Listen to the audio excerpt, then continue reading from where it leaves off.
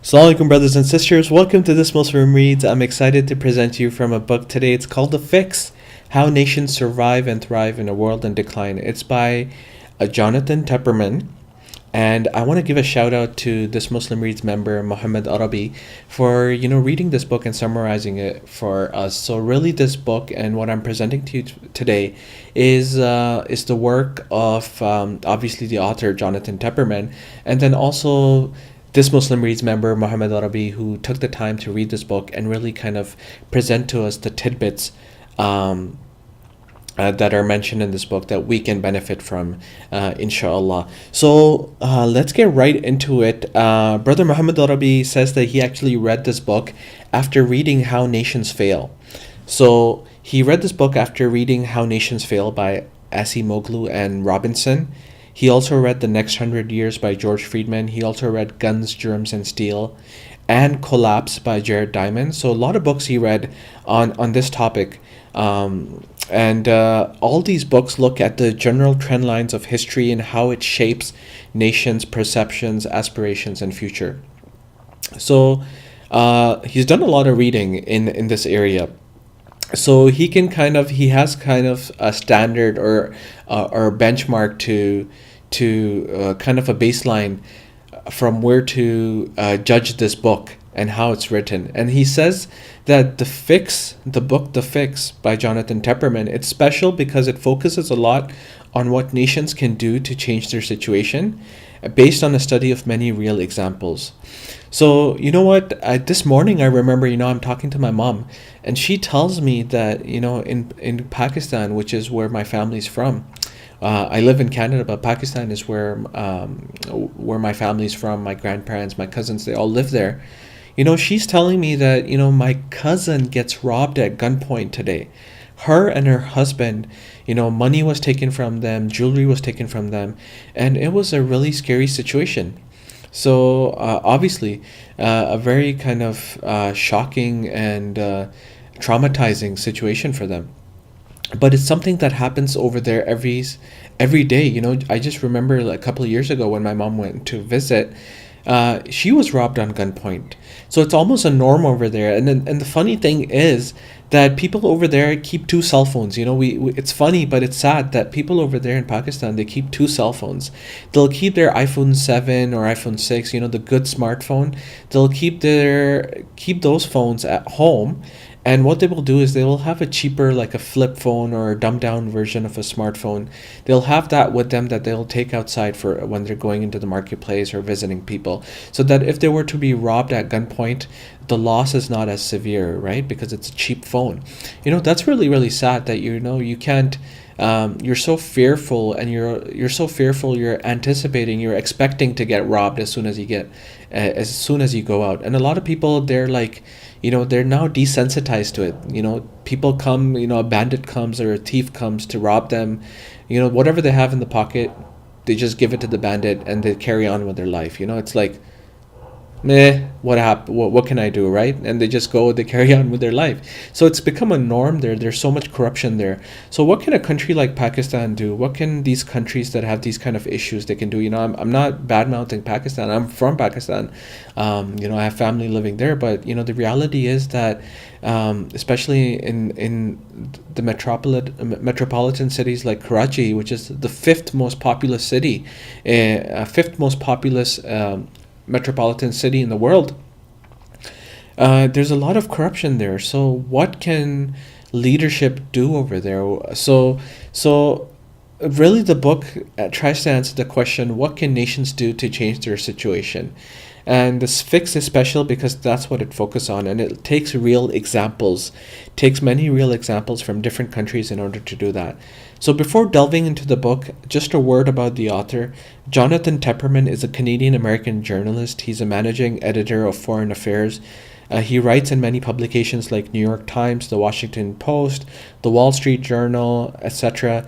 He's interviewed many world leaders like Syria's Bashar al-Assad, Japan's Shinzo Abe, Brazil's Lula da Silva, and he's anti-Trump. So that's kind of important, right, as Muslims? So that's good to know that he's anti-Trump. So once again, the goal of the book, it's a mini playbook to be used by developing countries to overcome some of their major problems, and each chapter of the book talks about a country with an interesting challenge and how they overcame that challenge, whether it's corruption, it's extremism, it's poverty, it's immigration, what have you. So, and then the final chapter in the book puts all of these together and encourages developing all the examples together and the message and the wisdom that you can draw from these examples. The final chapter puts everything together and then encourages developing countries to keep trying and not giving up. So I encourage you to go and purchase this book. Inshallah, if you are interested in politics, you are, a lot of times we sit in family gatherings and family gatherings or social circles with our friends, and we talk about politics, we talk about the world. So this is something that's really good for you to this is a piece of knowledge that's really good for you, something that you can not only share with other people when they ask you, what can we do to fix the ummah, to fix these Muslim nations, to fix the country that we belong to, that we're patriotic about. What can we do to help that country and its people? What can the leadership do in order to save that nation? This book can, inshallah, help you answer those questions. So to start off, let's talk about Canada, because that's where I live and that's what I consider like my country. This is where I've been the longest. I've lived the longest in this country compared to any other country. So this is this is the place that I call home. And it's interesting. We're looking at Canada's challenge, and if Canada's challenge wasn't something that Canadian leadership addressed in the 1970s, I don't know if I would be here. I don't know if my parents would be here, because like I said, we're from Pakistan and we immigrated here in the 1990s. And if Canada's racist immigration policies, which existed till the 1960s, were still in effect, I doubt we would be in Canada at the moment. So a lot of people from different ethnicities, different races, were turned back prior to the 1960s. Shipload of people, Jewish people, they were turned back from Canadian ports because of the racist immigration policies that Canada had. But when Pierre Elliott Trudeau, the Prime Minister, when he was elected, he reformed the Immigration Act in 1976. And he said that, the immigration should be based on merit, should be based on people's qualifications rather than their race, where they're from. That doesn't matter. And because of that, there was a lot of diversity in terms of the people who started immigrating to Canada. It's interesting, when we look at Canada now, we don't consider it a melting pot. It's not about people assimilating into a culture and adopting those cultures' values and beliefs and so on and so forth. What is the Canadian culture? Like when I was in school, we studied that. Like, what exactly is that, right? Well, the Canadian culture, the way I look at it, it's the diversity. It's not a melting pot, but it's more like a mosaic. With different tiles, different colored tiles with different pieces. They're all attached to each other, but each one of them is unique in its own way. Different color, different shape, different structure, different texture. So Canada is like a mosaic, not a melting pot. We have different communities. We have Little Italy here. We have Gerrard Street and Pakistan, and Little India or Little Pakistan. In another place. So we have we have Portugal, Little Portugal, and we have on Danforth we have Greek Town. So there's a lot of it's a mosaic. Every different community can exist and be what they want to be, and each community has their own skill set and their own qualifications that they offer to Canada, increasing its economic output. So this is how Pierre Elliott Trudeau, Trudeau Senior, this is what he did to change immigration policies and allow for a more multicultural Canada, which is why one of the reasons my parents and I are here today. So thank you to Trudeau Senior for doing that. That was Canada's challenge. Moving on, Singapore. Singapore was a country that was so corrupt in the 50s that was called sin allure. Like sin was everywhere. Basically, corruption was everywhere. So the first elected president, he took a strong stance against corruption.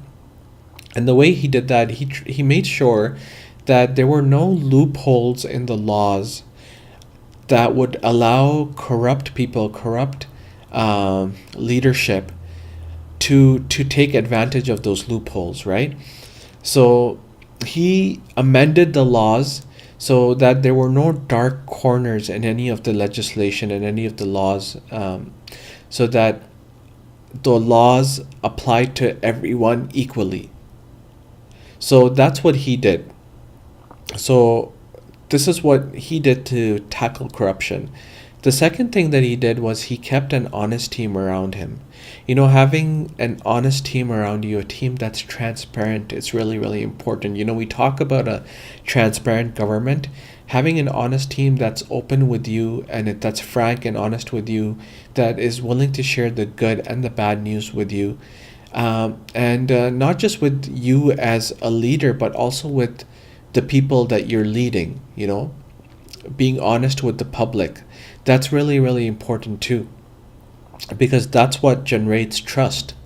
So this is what the first elected president did. He kept an honest team around him, and he changed the laws and corners to avoid dark corners. And this is how he overcame Singapore's challenge, which was corruption. Imagine being a country that's called sin allure. That's how much corruption there is. The third country that Jonathan Tepperman talks about is Botswana. And Botswana is in Africa, and it's a very advanced country, and many people liken it to Europe. It started as a very poor and landlocked country, and so colonial powers did not go there. So, because colonial powers did not go there, a lot of times in history, when you look at the colonial powers, whenever they took over a place and there were tribes, they would bribe tribes, or they would offer certain tribes incentives, so that these tribes would gain power over other tribes. So there would be a lot of conflict between tribes. So the colonial powers would take advantage of this, and they would have tribes fight against each other. So this way, when you get two people to distract themselves, or two parties or two individuals to distract themselves by fighting amongst each other, then you can then focus on your goal and your purpose, which is to weaken them so that you can gain power over them, because they're killing each other, because they are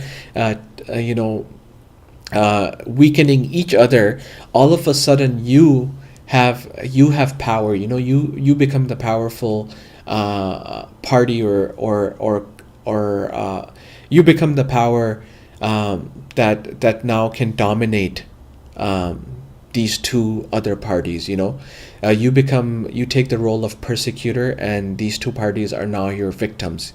You can overcome them.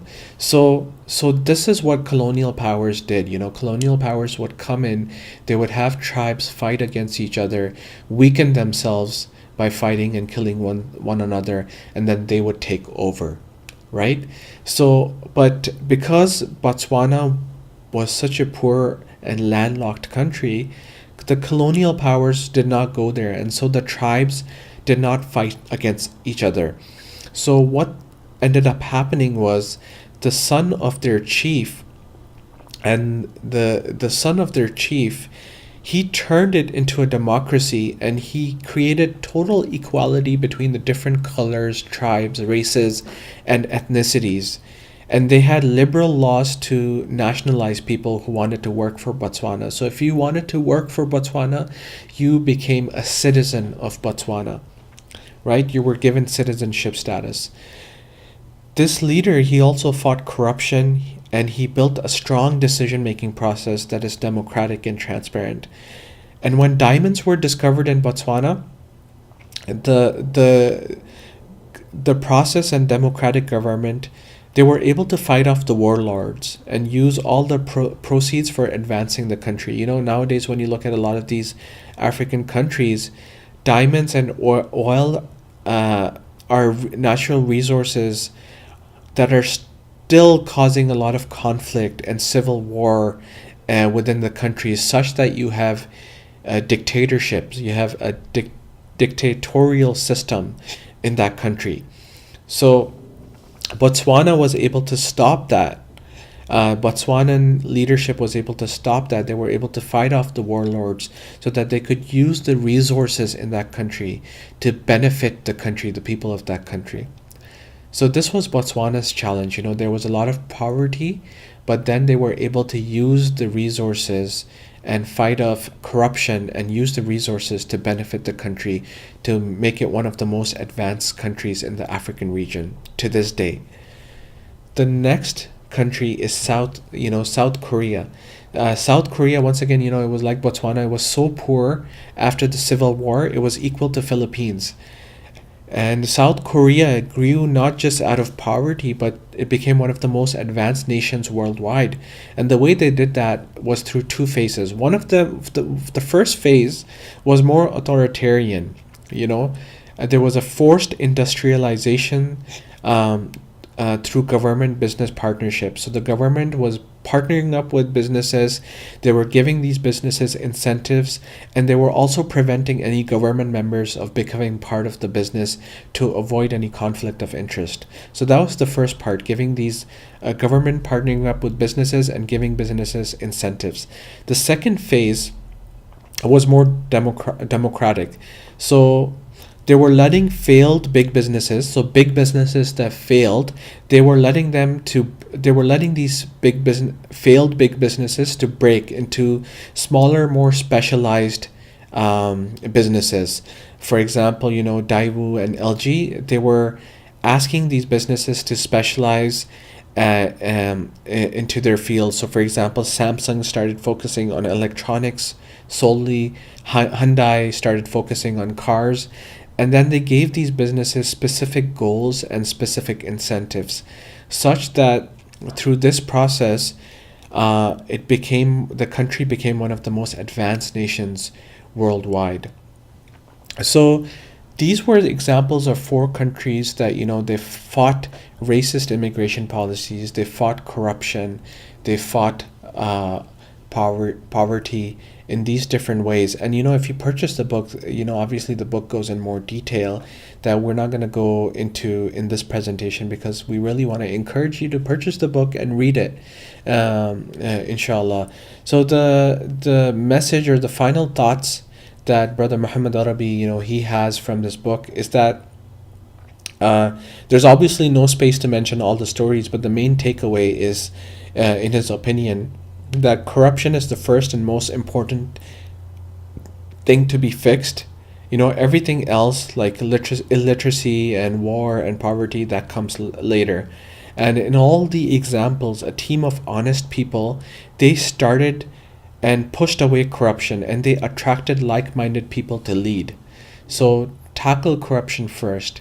The second thing is, do not reinvent the wheel. Because many countries, they face similar problems. I started off with my story of Pakistan and what goes on in Pakistan. In many countries, they face similar problems, and they try to come up with very creative solutions. But you don't need to come up with creative solutions, because if you look into the histories of other countries who started off really low and now they're really advanced, countries who were very corrupt, but now they're not as corrupt, they fought off corruption. If you look at their examples and you study their history from where they started and where they are now, then you can learn from their mistakes and their growth and their processes, and you can implement that in your own country. So you don't need to reinvent the wheel and come up with a very creative solution. All you need to do is learn from other countries' mistakes. They say the wise person is the person that learns from other people's mistakes. So before you embark on a new experiment, read about the others. Most likely you will find proven examples to follow. And then the third point is, obviously this is a recommended read. It's a good first book before you go into details of each of the countries' histories. So this was the takeaway from this book. Definitely purchase this book, inshallah. This is a book that's on my reading list for 2017. It should be on your reading list as well. Purchase it, read it, so inshallah, when someone asks you about what nations need, you have something to offer. You can share that knowledge with them. Definitely purchase this book, read it, and I hope inshallah that you benefited. Assalamu alaikum wa rahmatullahi wa barakatuh.